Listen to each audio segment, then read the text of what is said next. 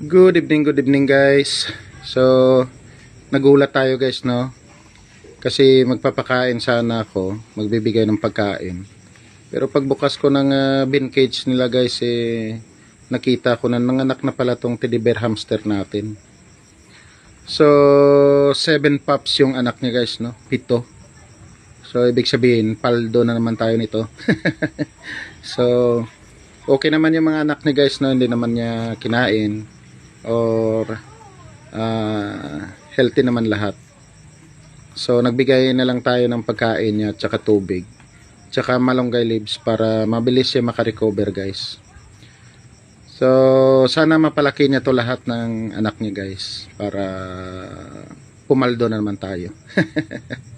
So yan lang update natin guys, so, no, sa ating teddy bear hamster na nanganak. Thank you for watching. Bye bye.